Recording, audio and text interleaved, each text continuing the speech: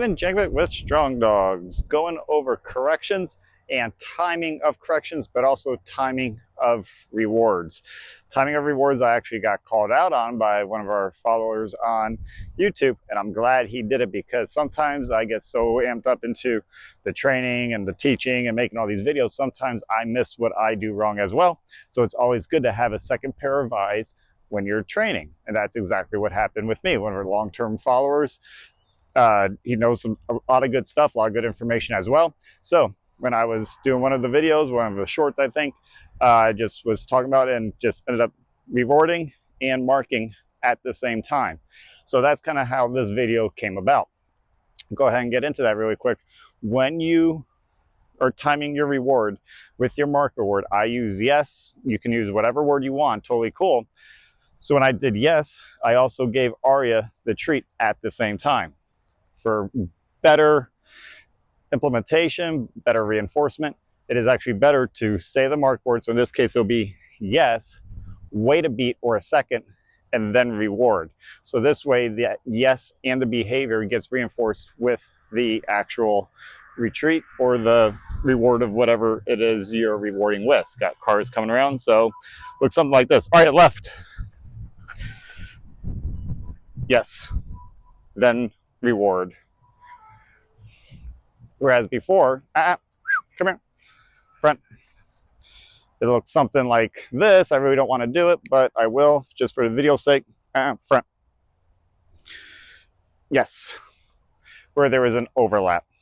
And the last thing you want is an overlap with inside that reward and that marker. You want to take a beat.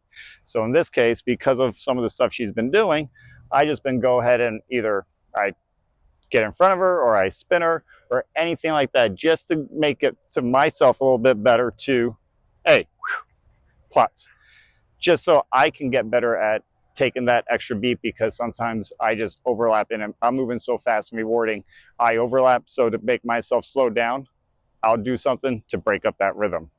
Okay, so covering the first part of that, I'll go ahead and just get into it as well. So whatever it is you're doing, luring or not luring, doesn't matter. Say the command, they do it to completion, mark it, then reward. So, all right, yes, and there's your beat, and then I reward.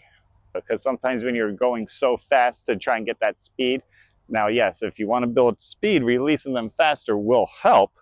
That's totally fine. But when you release them, go ahead and just make sure you take a second to actually feed them the reward. All right, so for corrections, nope, sit. There will be a correction right there.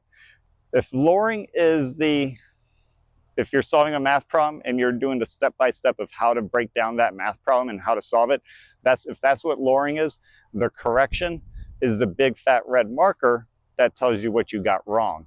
Now, it's totally okay to know what you got wrong, because now you know what to fix. You understand what you got right, now you understand what you have to fix and get better at. That's what corrections are. Corrections come in all forms. It could be in the form of seeing how I got treats. Let's just, all right, front. No. So there's a correction. There's a no, and I'm withholding the treat. Front. Yes. It could even be a leash pop if you need to. Sit. Stand. Plots. Stand. No. Stand. No. Pop. Nope. Yes. There you go. Now, when it comes to the timing of corrections as well, I still say take that beat with, if you're going to do a leash pop or anything like that, take a beat between the verbal and the actual physical tactile correction.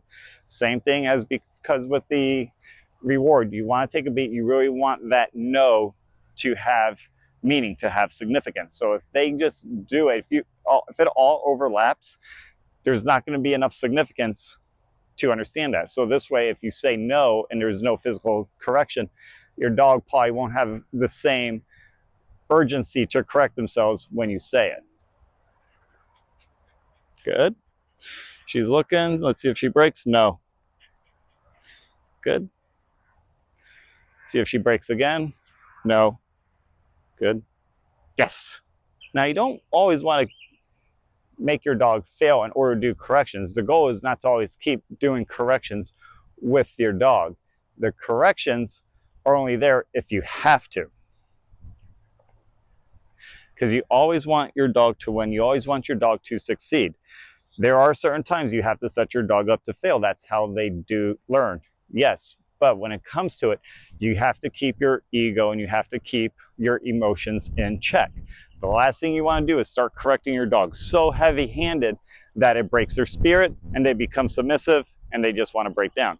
That's not correcting a dog. That's being an asshole. So remember, the dog has to understand what you're asking. If they do not, that is not fair. So make sure what you're asking, make sure you're correcting, the dog actually knows. Sit. Front.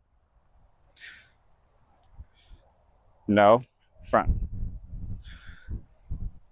Yes, good girl.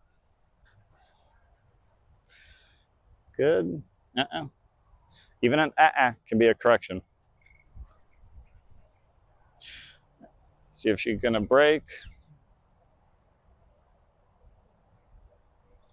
Yes. Good girl. No, leave it. No. Now she's back on me. Yes. And don't get beat up about making corrections to your dog. Any living thing needs corrections. Just like kids need corrections from their parents, students from their teachers, employees with their boss, it is a part of life. So if anyone tells you different is inhumane or anything like that, well, take it with a grain of salt. Also, understand the point of if you're abusing the dog. That I can totally stand. I'll get on the bandwagon, I'll get the microphone and say the same shit. But if it is in all fairness, then it's fair game. And if it's for the betterment of the dog and their understanding, it's okay. Because sometimes it's very just, hey, let's get through this uncomfortable behavior, get through it, get over it, and move on.